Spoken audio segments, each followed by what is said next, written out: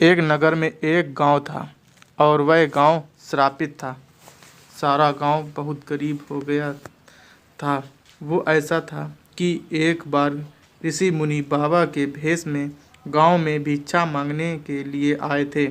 बाबा भिक्षा मांगने गए लोगों के द्वार पर तो लोग उन्हें अपमान करके वहां से भगा दिया और इस व्यवहार से ऋषि मुनि काफ़ी क्रोधित हो गए और पूरे गांव को श्राप दे दिया कि ये गांव अब गरीबी में बदल जाएगा और तुम गांव वाले खाने को तरसोगे।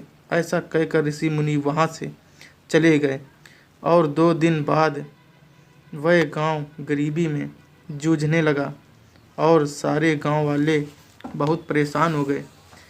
गांव वालों ने उन ऋषि मुनियों को ढूंढने निकले जिन्होंने गांव को श्रापित किया था।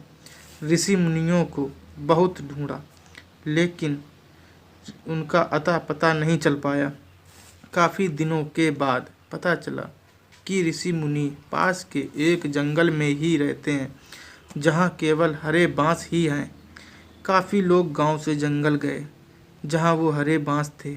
देखा कि ऋषि मुनि अपनी तपस्या में लीन हैं तो गांव वाले हाथ जोड़कर उन ऋषियों से क्षमा मांगने लगे कि मुझे क्षमा कर दो, जो हमने गलती की है हमें उस गलती पर बहुत पछतावा है। हे ऋषि मुनि, आप हमारे गांव को अपने दिए हुए श्राप को मुक्त कर दो।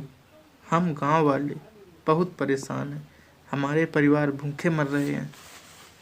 बहुत विनती की उन ऋषि मुनियों से। आखिर में ऋषि मुनियों को उन गांव वालों की बात पर बहुत दया आ जाती है और ऋषि मुनियों द्वारा दिया हुआ श्राप को खत्म करने के लिए मुनियों ने हरे बांस में मंत्र पढ़ा।